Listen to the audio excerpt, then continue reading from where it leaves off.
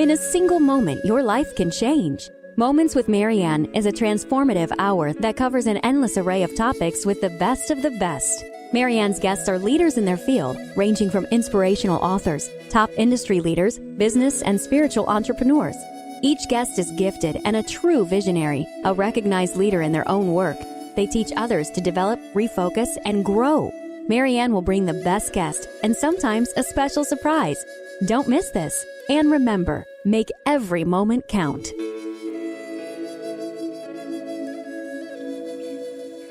Welcome to Moments with Marianne. Today we're here with a very special guest. She just released this amazing book, Guru Jagat, and she's here to talk to us today about it. So welcome to the show, Guru Jagat. Thanks, Marianne. Thanks for having me. Oh, thank you. So, your book is just been released, Invincible Living. What inspired you to write this book?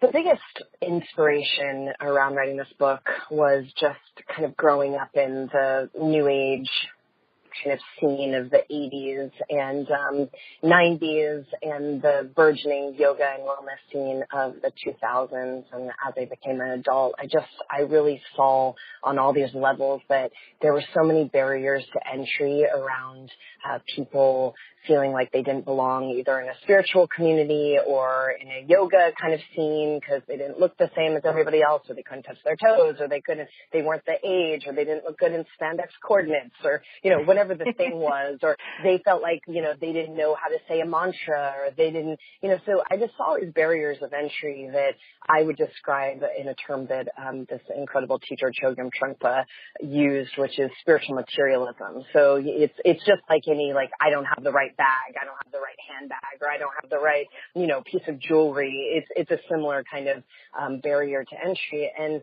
as I saw that in my kind of growing life as a teacher and an entrepreneur and a leader, I really felt like the message needed to be bioavailable to anyone, the message of invincibility, of being able to change your mood, change your feeling in your body, change your feeling in your mind, change your thought patterns, change any kind of internal and external environmental experience at a moment's notice. So this is the power and the technology of Kundalini Yoga, and this is why I wrote the book Invincible Living, to share these very, very incredible, very simple, efficient techniques that anybody can utilize in any environment, whether you're sitting at your desk or you're waiting for your kids, picking up your kids after school, or you're actually sitting down to do a meditation. You can use these practices to do wonders in a very short amount of time. So I wanted to make this available to everyone. Mm-hmm. Well, and your approach is got this real authentic vibe to it. It makes it really easy to understand and to really kind of, embrace and nestle in there. And that was one of the things I really appreciated. Now, you're quite, and gurus don't like to be called this, but I'm going to do it anyway. You're quite the powerhouse as it is yourself, being the youngest senior Kundalini yoga teacher in the world.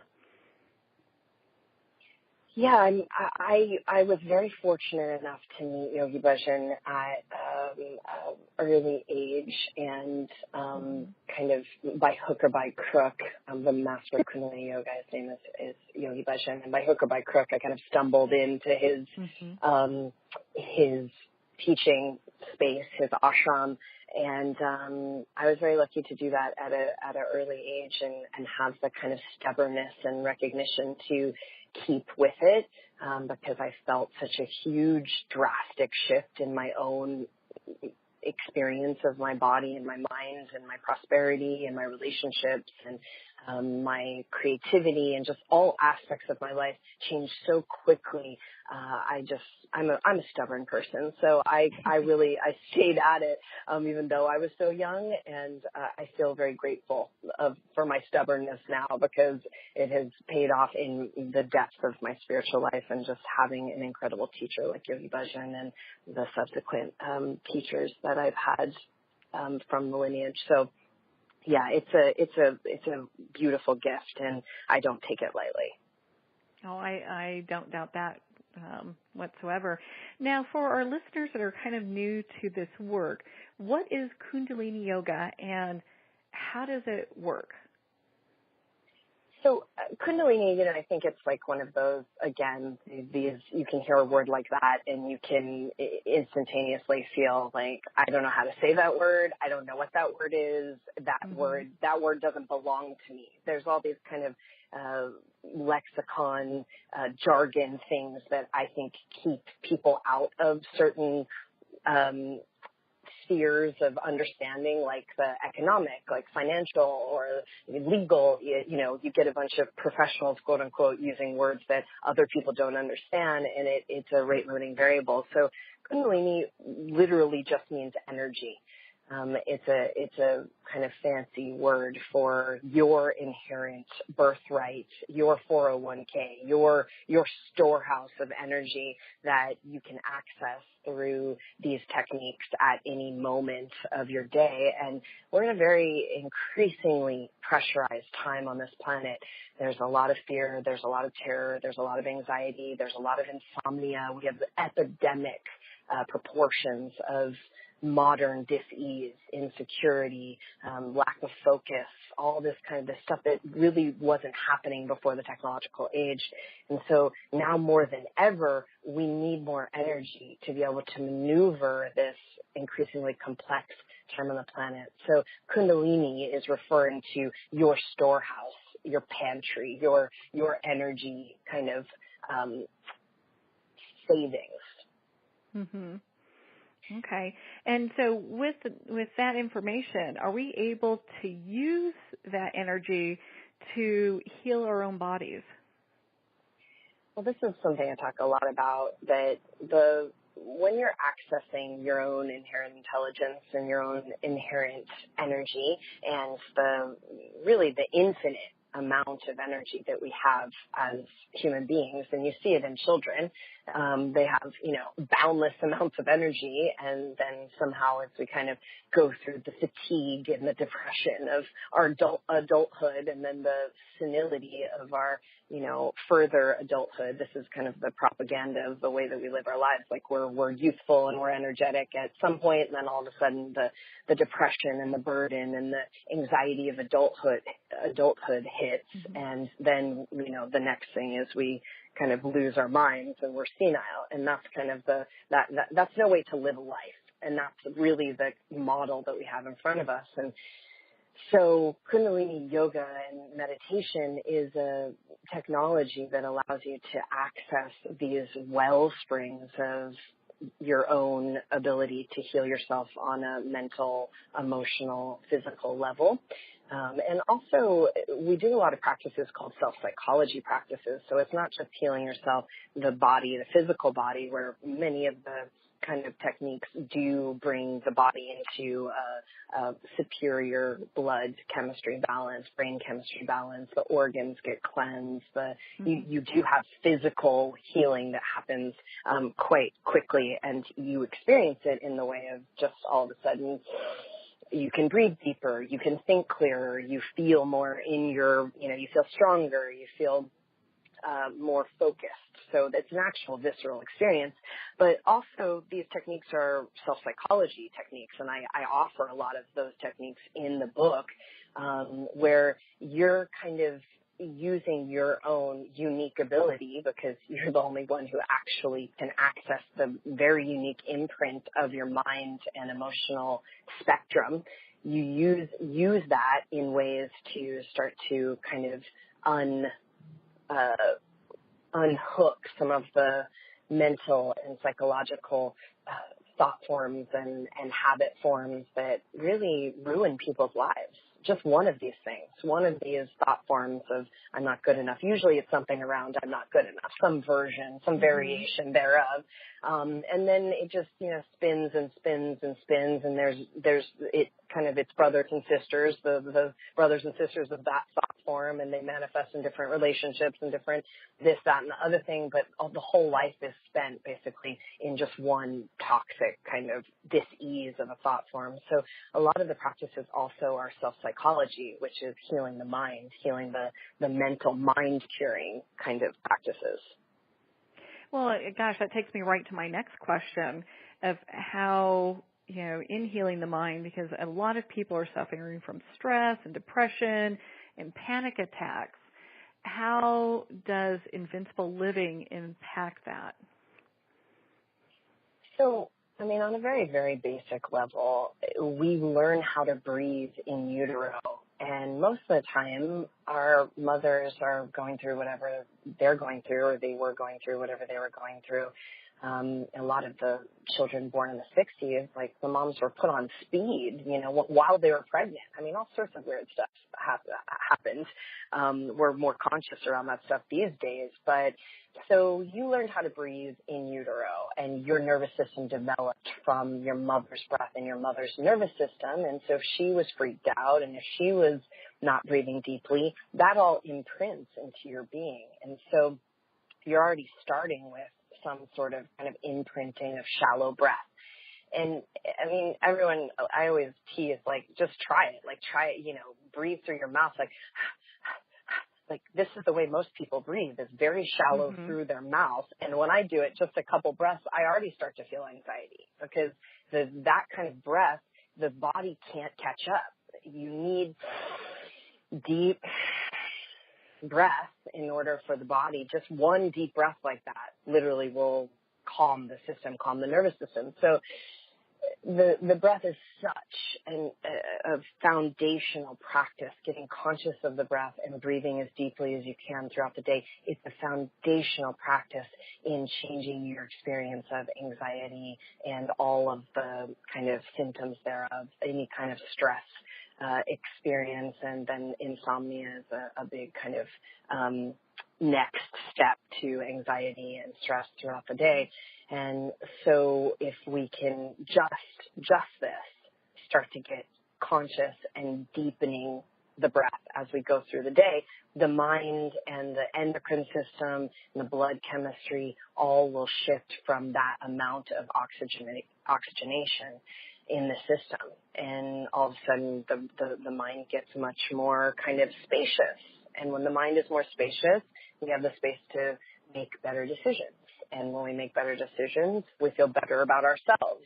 And then our environments get better. And then we feel more generous towards others. And then you can see how this starts to build kind of the communities, the societies, the families, the businesses that we all want to have. Everybody wants that experience. We all want to have good families, and and to have a happy relationships and what have you.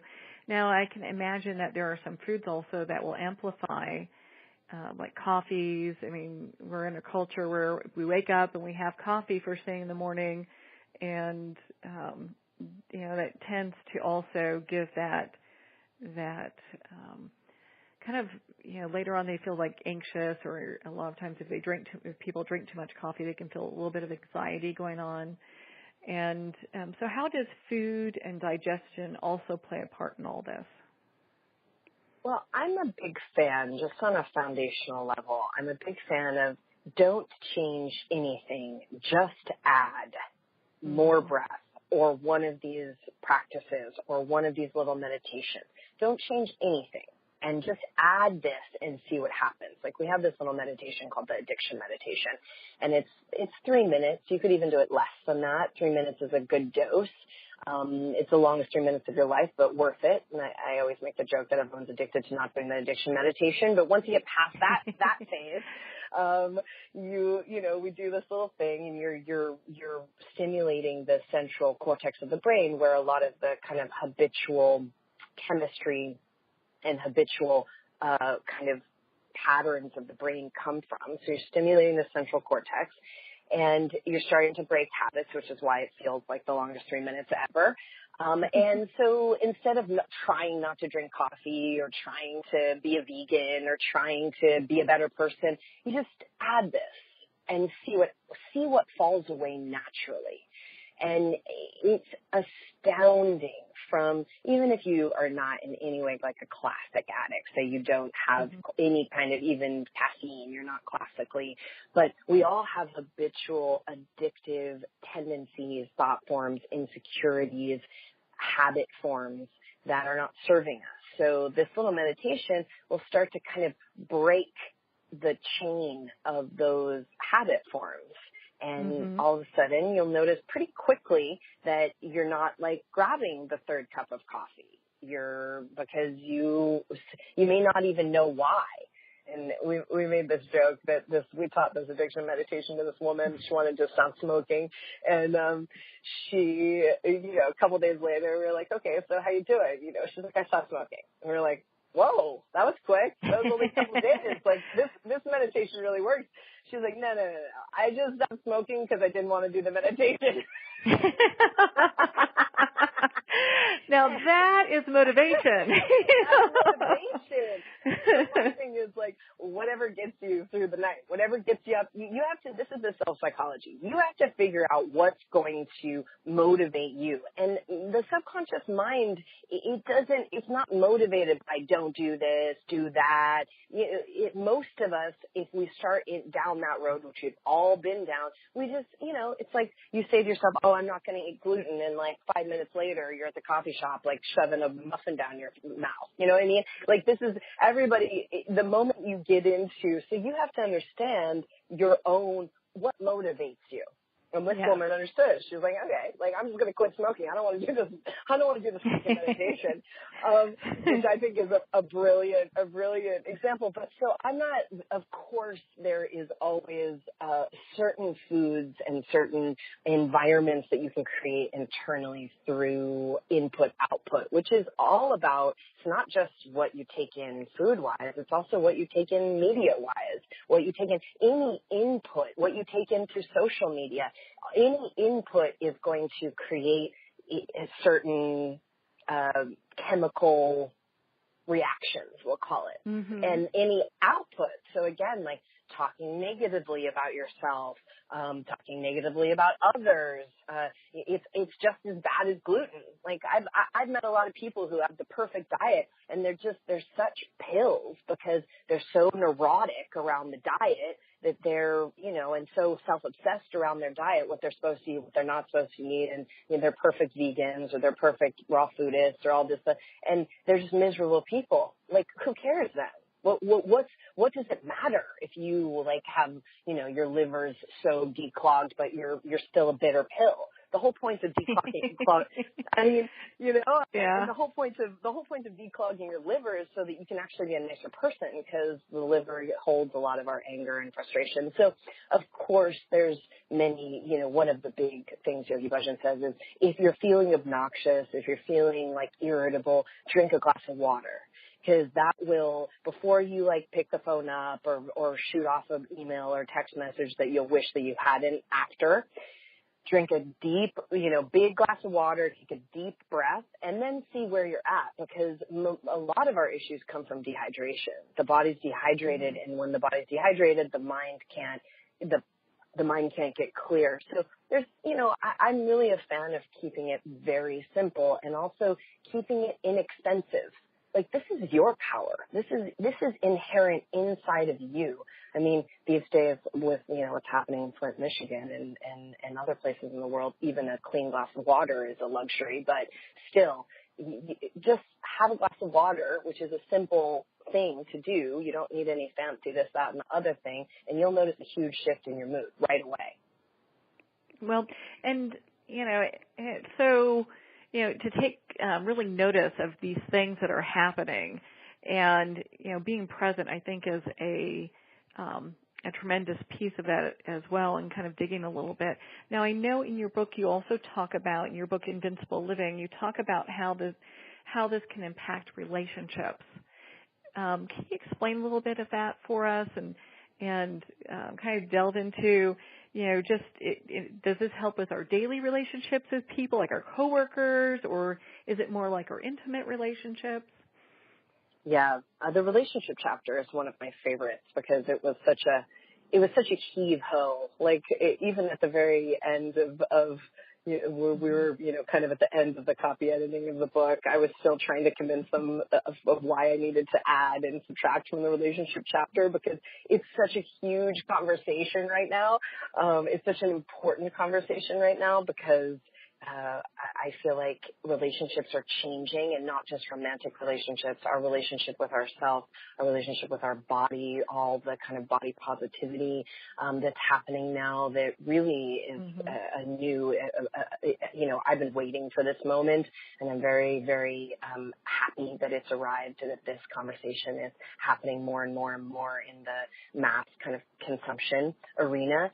So our relationship with our bodies, our relationship with ourselves, our relationship with our environments. People are starting to understand that the physical environment is a manifestation in some way of our internal environment. So there's more kind of understanding of how physical space flows. And then obviously the big one is our relationship with, any intimate partner, whether it's like an intimate partner of, romantic intimate partner or a business partner, which is a very intimate marriage. I have many of them, and they're intimate, relationships in my life, or even parenting, because parenting is changing so much. So this conversation, really, and this conversation, these new kids, these new souls, these children that are coming, they need a whole different type of leadership and guidance. And it's, so the parenting conversation. So this chapter was a big chapter that we were able to just literally skim the surface of. And I mostly focused on romantic relationship. But my point is that everyone wants a fulfilling love relationship on some level. It may not look like everyone else's or your parents or your grandparents, but we want, fulfilling, loving relationships. It's a basic human need. And the yoga of relationship is a huge yoga. You will be more confronted than if you're just sitting by yourself in a cave, meditating. That's a deep spiritual practice, but the yoga of being confronted by another human being who's playing out all your childhood traumas in front of you, because you have created it that way, is a very, very powerful yoga. And I always say that the way that the subconscious mind works is, even if the person that you're choosing to be in a relationship with is not an axe murderer, if you have an axe murderer subconscious kind of projection in your mind about your partner, you're going to basically put some fake blood on, their clothes, give them an Ambien, stick an axe in their hand, and run around the house pretending they're chasing you. That's basically what we do in relationships. We make them into our worst subconscious nightmare. And so it's a really important conversation right now, and it's really one of those, when I talk about it, it's people just, it needs to be talked about. So in Invincible Living, I go through some kind of ways that we can start to be more conscious of ourselves and ourselves in relationship to other, and how to create more elegance and more love in each moment in relationship. Because the biggest teaching, which I'll say, and it sounds so simple, but it is a massive spiritual practice, is that you can have a bigger experience of whatever you want to have a bigger experience of in relationship. And so most of the time, subconsciously and habitually, we're having a bigger experience of the axe murderer. And so this is why people find 6 months in, once the chemistry kind of settles a little bit, or a year in, that this person is, doing the things that are past, the same stuff is coming up that our past, our ex or husband or ex-wife or ex-boyfriend or ex-girlfriend was doing. And so we're starting to project that same kind of experience onto them. And I think that's a harrowing moment for many people when they realize, if they can get conscious enough in that moment to realize that, wait a second, this is familiar. This same exact thing was coming up in my last relationship. And what's the lowest common denominator? Moi, me. This is the lowest common denominator. So having the kind of ability and clarity of mind to decide what you want to have a bigger experience of in your relationships is an incredible practice. And so if you want to have a bigger experience of a loving, committed, deep relationship, then you hold that kind of experience and you put the relationship through that mold instead of always looking for where they're doing something wrong or are they lying to you or you put the relationship through the mold of the bigger experience you want to have. And you practice that because it's not easy. I can say it like that and almost everybody will be like, huh? Because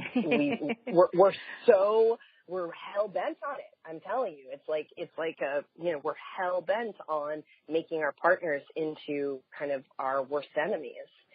So it takes some work, but you don't even need the partner to know what you're doing or even be in it. You don't need to drag them to couples therapy. You don't need to drag them to some workshop.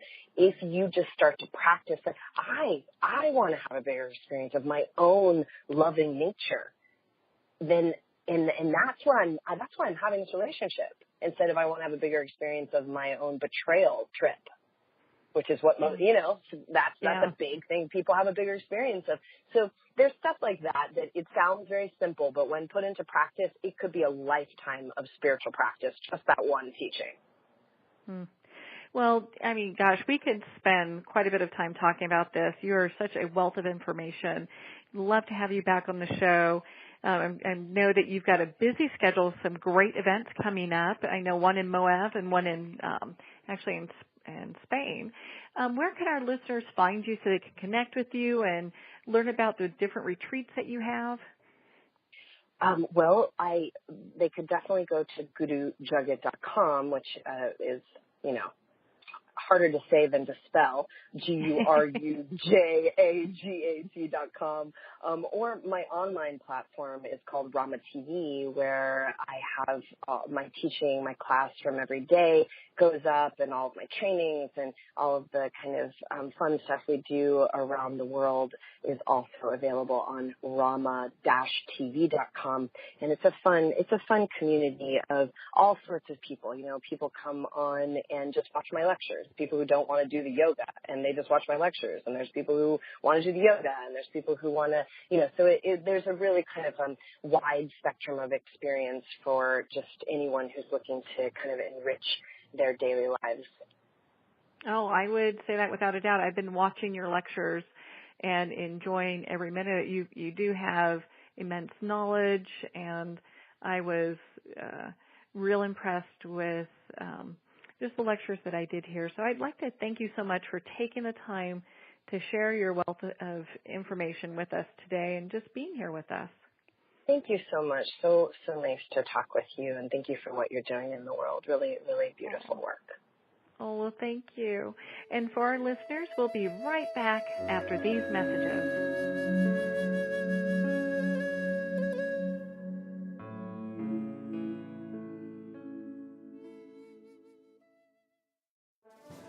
Internationally recognized and award-winning author Judy Goodman works and teaches outside the box of limited thinking. Working with people from every walk of life, her goal is to empower you to be the best you can be, no matter what the challenge is. Born with the gift of seeing beyond our normal vision, she has an extraordinary gift of working with every challenge. Teaching beyond conventional wisdom, her work is described as life-changing. Visit judygoodman.com. That's judygoodman.com.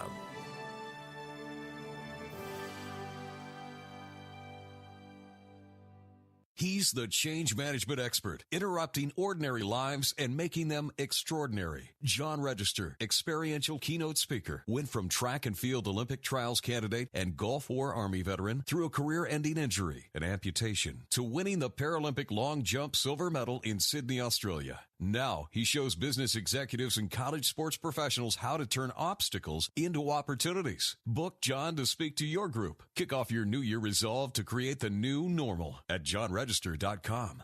Need an appointment with a world-class intuitive? Worried about health, finances, relationships, or career? Hire the woman $1 million executives hire repeatedly. Zen Cryer DeBrook, a tested, award-winning intuitive, is taking new appointments. Zen's readings are very clear, direct, and actionable. They boost your momentum and productivity and get you on track and moving very quickly to where you want to be. Get a fresh strategy that works, personally and professionally. Schedule today at appointmentwithzen.com. Appointmentwithzen.com.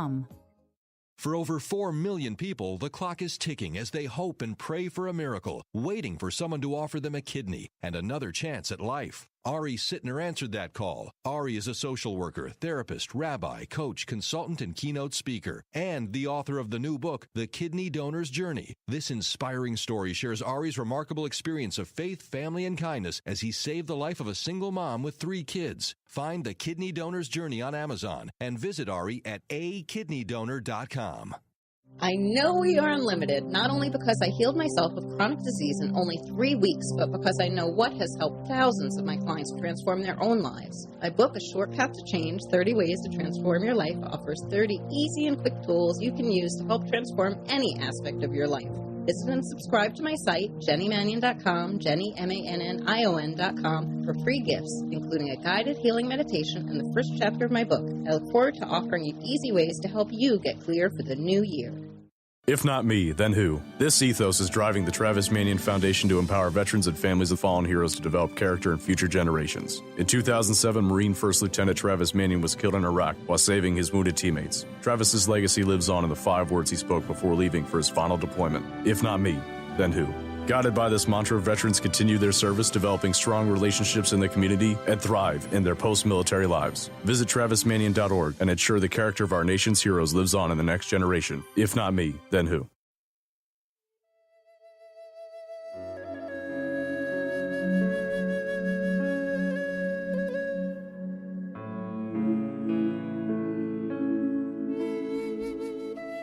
Welcome back to Moments with Marianne. We are here with our next guest. I'm so excited to be introducing her to you, Alanna Kaivalya. And she's here today to talk to us about yoga beyond the mat. So welcome to the show, Alanna. Thank you so much for having me, Marianne. It's a pleasure to be here. Oh, it's so great to have you here. So your book is like the go-to book for Beyond the Yoga Mat, and I was like, ooh, so I had to get my hands on this. Awesome. Yeah, I'm so glad that you did, and it's a pleasure to be here with you today to talk about it. Well, and so what is yoga beyond the mat? What does that even mean? Yeah, so I have been in the yoga community and teaching for a little over 15 years now. And of course, like many people, I started my practice on the mat with yoga asana or yoga postures. But over the long years, I realized actually that wasn't the most powerful part of yoga, and that actually asana wasn't the thing that was really creating transformation within me. Over the years, I have done a lot of study, a lot of research into what actually makes yoga work and what actually makes yoga tick and what creates that great feeling that we all get at the end of a yoga class. And a lot of people go to yoga class and they feel better afterward, but they don't actually know why. So I wanted to find out how to kind of control that experiment and be able to replicate that on my own at any given time without having to go to a class or step on my mat. I was also starting to realize that sometimes yoga asana, to be honest with you, can be quite off-putting to people for a variety of reasons. People have this false idea that they have to be flexible to do yoga or that they have to be of a certain body type to do yoga. And I really wanted to let people know that that's actually not the case. The yoga truly is for everybody. Yoga asana may not be, but there are parts of it that do create that great, incredible feeling that you get through a practice that's more replicable and actually much easier to achieve the state of yoga. I was also really interested in the fact that yoga's goal is yoga. And I think people forget that. And yoga is a word that means enlightenment, really. It means bliss. So I wanted to give people the means to feel and achieve their bliss in such a way that they could do it no matter who they were, no matter where they were, no matter what their body type was, whether they practiced yoga asana or not. So I decided it's time to take yoga beyond the mat and make it more accessible to people. Well, and I know that you come you've been diving into this for quite some time. I mean, you have a PhD, you're a highly educated lady. And so, through your journey, what came together to inspire you to write this book? Quite a lot of things. The biggest thing, honestly, Marianne, was the fact that I had been doing yoga for about 7 years before I realized it really wasn't working for me. And I felt like I was a fraud, actually. I felt like I was doing something wrong. I felt like I was missing the point. I was a very dedicated practitioner. I mean, I still am, but in a different kind of way. But in the early years, I was sold the idea that in order to do yoga, you had to practice asana every single day and you had to meditate every day. So I was doing both of those things. And I was realizing at some point that I was only getting better at just meditating over all of the anger or meditating over all of the frustration or over all of the hurt. I was getting really good at putting on a nice veneer of, what I thought it meant to be a yogi. So I would walk around with a happy face, pretending like everything was okay when I actually wasn't feeling that way on the inside. So I ended up in kind of a roundabout way stumbling upon the methods that help to access the unconscious. So I went to a practitioner in Australia, of all places, who did some work with me and helped me to tap into my unconscious. And he explained to me that the unconscious actually makes all of our decisions for us, that it is from the unconscious that our emotions arise, and that, we think we have free will, but our unconscious is actually kind of driving the train. So this was the first time I'd ever heard anything like that, and I was completely fascinated. I thought to myself, well, maybe this isn't what I'm getting to through my yoga practice. And it turns out that we actually don't. The strict practices of yoga, they don't address our unconscious mind. And if we actually want transformation, we have to get down there. We have to get to the heart of the matter. Otherwise, meditation is like sitting on the very top of an iceberg with an ice pick, hoping to get to the bottom. Good luck. I mean, that's a good analogy. Yeah. We want to try to get that iceberg lifted up out of the water and into the light. And the best way to do that is to just dive right down underneath the surface. Yeah. So that's where it started, really, was that I was feeling this disconnect between what I thought my practice was supposed to do and what I really wanted it to do and what it was actually doing. So that led me down the path of finding out more about the unconscious, about Dutch psychology. And I was already a mythology buff. I'd loved mythology from the beginning, and it's a really powerful way to connect to the unconscious. So it was like a confluence of all the things that I loved that led me to figure out how to make yoga actually work for us. Well, and I can see where all the roads have taken you to write this book, with your background and the work that you've done.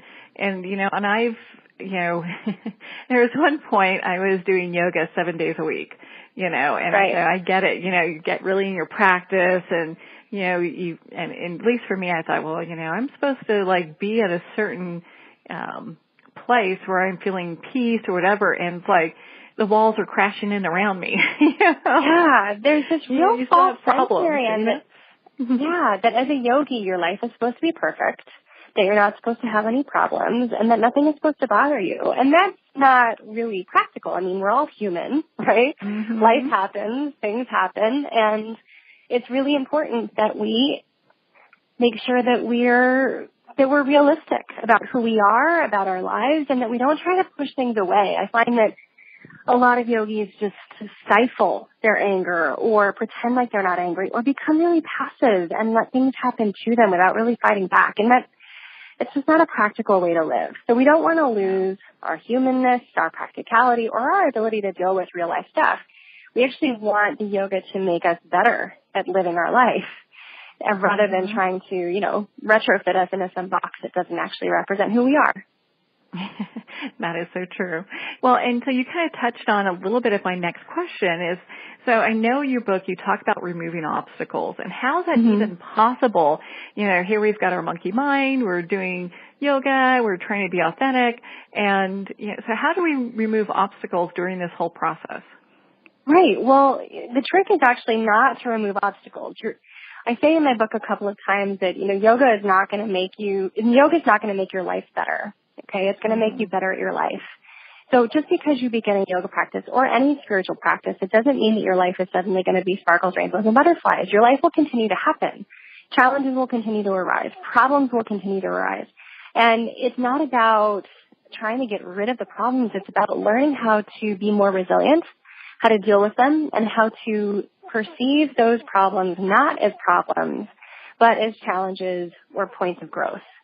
So I actually like to talk about this in terms of the myth of Ganesh. So Ganesh is everybody's favorite. He's the elephant-headed god, and he's often thought of as the remover of obstacles. And people chant to Ganesh or pray to Ganesh in order to try to get all of their problems removed. But Ganesh doesn't remove obstacles. What he does is he reveals possibilities. So if you have a boulder right in front of you and you don't know how to get around it, Ganesh isn't going to suddenly blast the boulder away and so you can walk forward. Ganesh is going to show you that you can actually climb over it, that you could dig a tunnel underneath it, or that you could simply walk around it. So he's just going to show you another way of doing things. The problem isn't going to go away. We can't ever, as human beings, make problems go away, but we can change our perceptions of them. And a lot of what yoga practice gives us is the ability to shift our perception. And then, of course, in the Course of Miracles, a miracle is defined as a shift in perception. So when we start seeing things differently, it's not that our life is different, it's that our perception of it is different. And that intrinsically makes it easier to deal with. It makes us more resilient. It gives us better problem-solving techniques. And like any practice, the more that we put some of these yoga principles into practice, the easier it comes.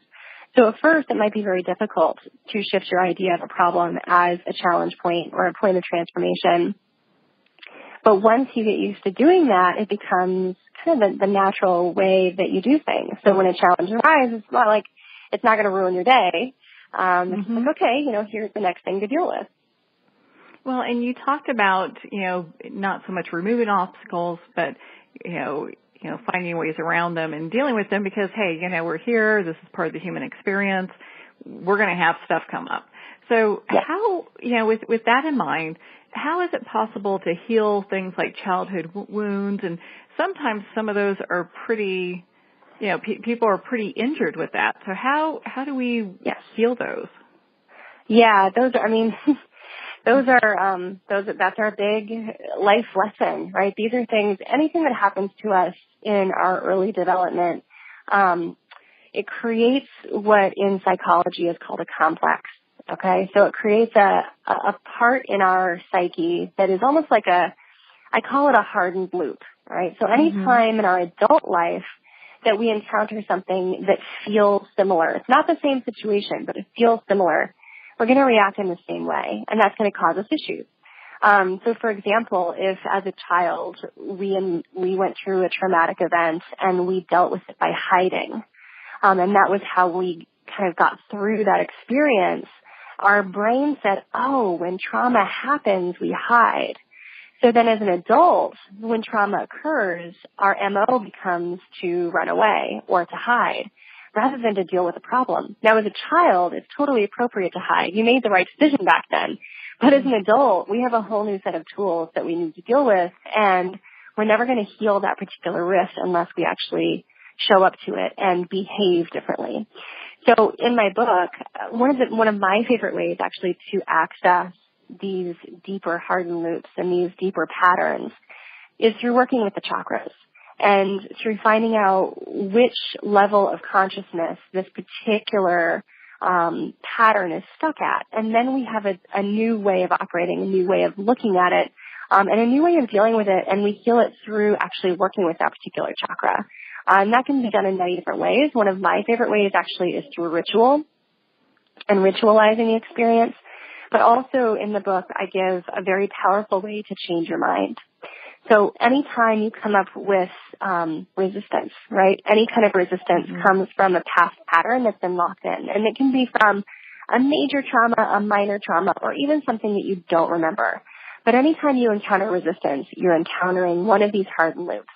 And so to break that loop and be able to free yourself of it is what allows you to let go of resistance. And then you are free of whatever that particular trauma or that particular resistance is. So there's lots of ways to do it, but specifically, it is possible. It is absolutely possible. Yes. And another thing I want to just mention is that, you know, even if someone else, or even if you perceive that someone else caused the trauma, you don't have to invite them over for tea to try to resolve it. You can actually resolve it within your own body and on your own, which is great, especially for those people that it's not necessarily dangerous to associate with anymore, or that you've lost contact with, or that aren't even any longer with us. So you always have the opportunity to heal, no matter what, and healing is always an inside job. So you talked about our chakras and balancing our chakras and working with them. So how do we know, well, like if you know, we've read your book, we are balancing our chakras, but how do we know if like one's seriously out of whack and that we need to kind of like work with to bring it back into alignment? Well, there's lots of ways to know that. And, you know, the more that you get comfortable with this work, the easier it will be for you to identify a problem before it gets so out of hand, which is great.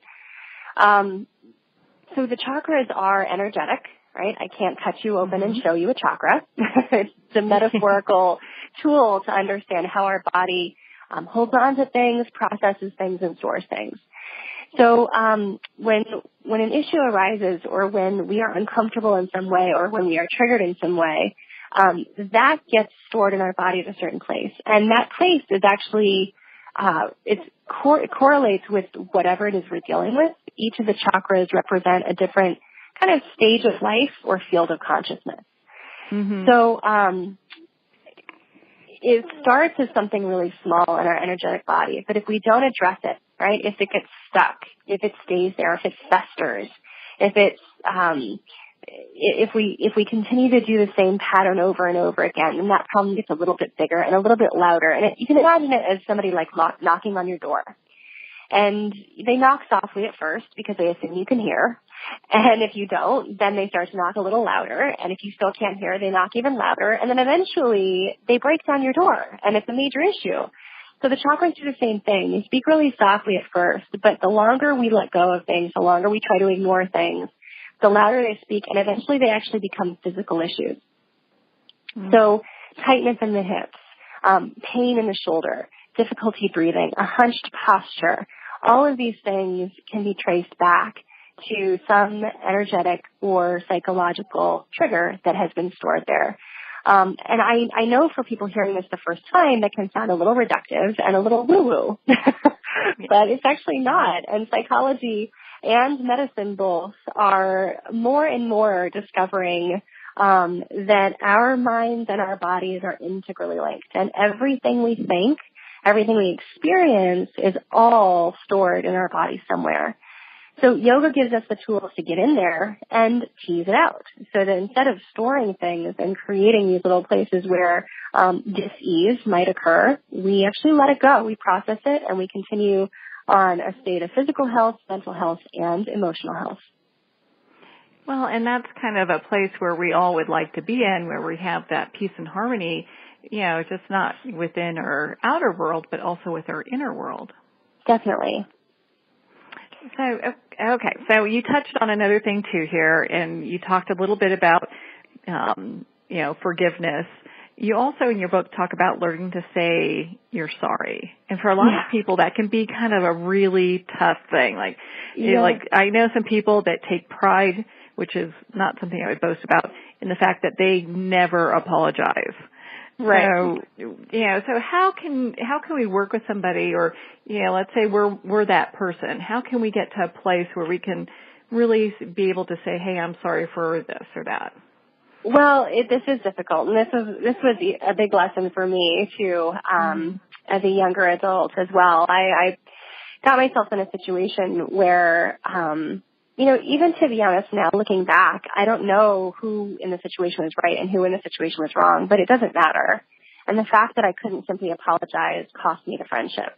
And that was a difficult lesson for me to learn. It took me many, many years to figure out that honestly, you have to get clear on what you want, okay? And if you want to be right all the time, what you'll do is then essentially make everyone else wrong, okay? You can't be right and everybody else can be right too, right? So if you're always right, if that's your MO, if that's the thing that's most important to you, then everyone else has to be wrong. And that creates a real rift and a real separation between you and anyone else. And of course, yoga, the term itself, the word, the root, means to yoke, to bring together, to unify. So as yogis, we're not looking to separate. We're not looking to create a rift, and we're certainly not looking to create a hierarchy, especially a hierarchy of right or wrong. So if you're ready to let go of being right all the time, then you're ready to be free instead. You're ready to be unified. You're ready for yoga. So softening the ego's desire for rightness, it's kind of the first basic step, honestly, in being a yogi. I put it at the front of the book, actually. The way the book is organized is we start with all the things we can do, with like our outer world, how to just deal with people on an everyday basis, and then we take the internal journey. So if with all your friends, with everybody that you're dealing with, you can soften your own ego and realize that you don't have to be right, even if you are, all right? Even if you are right, in every sense of the term, you don't have to be, and you don't have to press that issue because it creates division between you and the other. And as a yogi, unification is the most important thing. So learning to say you're sorry is a way it softens everything. It levels the playing field. It creates unification where there would otherwise be separation. And when that becomes your priority, that's a real shift in consciousness, and it's a real softening of the ego, which is really required for spiritual work. Well, I think it also would bring about a great deal of compassion also, because you're starting to see things from another person's point of view as opposed to having the blinders on and having to kind of dig your heels into one perspective. Definitely. It engenders compassion not just from you, but also from the person you apologize to. Suddenly they soften, suddenly they're more receptive. And, I think about friends that I know who have major rifts in their family, right? Like somebody in their family has gotten in a fight and those two people no longer speak to each other. And years go by because each person thinks that he or she is right. And so you miss all those holidays. You miss all of those experiences. You miss watching the kids grow up just because somebody won't apologize. I mean, if even one of those parties says, I'm sorry, it often just relieves all the tension and people are able to come back together again. So it's a big deal, and it's a simple thing it's like the stakes get bigger and bigger as we get older, really, with these things. So the sooner we can learn, the sooner we can understand that saying sorry it's a real spiritual tool, the more easily the rest of our life will be, and the more smoothly the rest of our relationships will go. Well, and that's exactly what we want. I mean, you could be right and be lonely. Or you could, try to look at other people's point of view and have harmonious relationships, and just be able to let that go. Which, and I know in your book. That's great, Marianne. I really like that. Well, it just kind of fits from this discussion. So, in your book, you talk about, being in a blissful state. How can our listeners get there? Because I know right now, it's the beginning of the year and it's a little crazy. People are kind of just in this, this mental focus of maybe New Year's resolutions and stuff like that. So how can we get into a blissful state besides all that? Sure. And I mean, forget it. 2016 was a real challenge on so many levels too. I really hope that 2017 can bring about new beginnings for people, and it does start on the individual level. There, of course, are things that we can and probably should be doing on a national, on a community, on a global level. But in order to have the strength to do those things, we have to start with the individual. We have to start with ourselves. And getting to the point where we are able to be in a blissful state most of the time, all of the time, any of the time is a great start. And to be honest, Marianne, the simplest way to do that is to ask for it. You just ask. So there is a higher part of us. And, you know, as someone who has spent the majority of my adult life in a spiritual community and in a spiritual practice and spent a huge amount of time in the academic world, I've searched high and low, and I don't have the answer. Nobody has the answer to what our higher self is, right? We can speculate. We can try to figure out what it is. But what I do know is that there is a part of us, and even if we just say it's a part of our psyche, a part of our greater consciousness, right? There is a part of us that is able to do this blissful state super, super easily. And really is waiting for our ego state, our ego psyche, our ego part of our mind to just get out of the way, you know, to stop trying to run the show all the time. Yeah. And if we can get our ego to just soften or take a back seat or rest for a minute, and that larger part of who we are will suddenly step in, and we will be able to look through the eyes of bliss all the time. Now, it's not a lofty goal. This isn't reserved for people who meditate 22 hours a day on mountaintops in India. You know, this really is something that each and every one of us is capable of. And I know this because I've seen it time and time again. And the simplest way to get there is really to humble ourselves, because the ego doesn't like humility, right? So the first thing to try to get the ego to soften is to cultivate this humility and ask. So if you sit in a quiet just a quiet place. You don't even have to get as serious as meditation. If you just sit in a quiet place and you simply say out loud, bliss that I am, or whatever you want to call your highest self, right? Bliss that I am, spirit that I am, higher self, give it a name and say, may I experience the bliss or the awakening that is my birthright. Say something along those lines, whatever makes sense to you and whatever makes you feel comfortable. Give yourself a few minutes to feel it, and you may have to practice, right? Saying it the first time, it might feel kind of chintzy, it might feel kind of weird because you've never done it before, but eventually, once you start having this dialogue with that greater part of yourself, then it's like developing a friendship. The quicker it will come to your aid, and the easier it will be for you to just slip into that state. It is your birthright. It is who you are. You are already capable of it. There's nothing really that you have to do to make it happen. You don't have to study for long periods of time, sit in meditation for long periods of time. You just have to ask. So that's the simplest way to do it. And I do recommend for people starting this that they do kind of reserve time. Like if you're trying to do this in the middle of your busy day and you're not focused, it may not work out the first time. Eventually, the more practice that you have, you can really say, blissful self, awaken me now at any time. Like, because of course we forget, we're human, right? Life takes over, things happen, we slip out of it. But you got to practice being in that, and then it becomes easier to consistently ask and to consistently get there. So that's the easiest way. That's actually a really good way to do that. Yeah. It makes it simple. It's easy to do. Yeah. And of course, I encourage everyone to pick up a copy of your book, Yoga Beyond the Mat. So where could we find you to sign up for your newsletter and get more involved in your community? Yeah, thank you. I'm super easy to find. The best way is through my website, AlannaK.com. That's ALANNAK.com. So my first name and last initial. And I have so many resources for people, Marianne. I've got tons of free things. I've got free online courses, free online trainings. I do a lot of work online. I really believe in online learning as a way to make our global community smaller and to stay in contact. So I've got a great Facebook presence. I'm on Instagram. And I also have a full 500-hour teacher training program with yogadownload.com as well. So I've spent a lot of time putting a lot of great information online for people to be able to access it so that everybody can get the resources they need for their spiritual journey.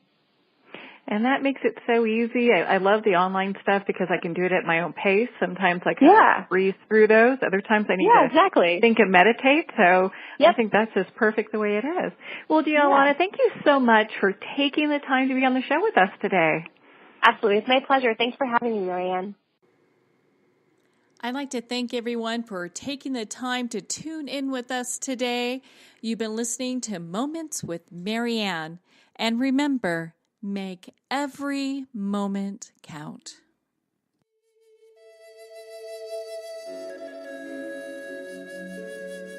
Join us next time for Moments with Marianne, when host Marianne Pestana brings another inspirational gifted leader to help us grow. Tune in every second Sunday at 8 p.m. Eastern Time for Moments with Marianne, when the Dream Vision 7 radio network is at 1510 a.m. Boston. Or catch Moments with Marianne every Thursday and Friday at 5 p.m. and 5 a.m. Eastern Time by going to dreamvision7radio.com. To learn how Marianne started her business from the ground up, visit mariannepestana.com. Don't miss this, and remember, make every moment count.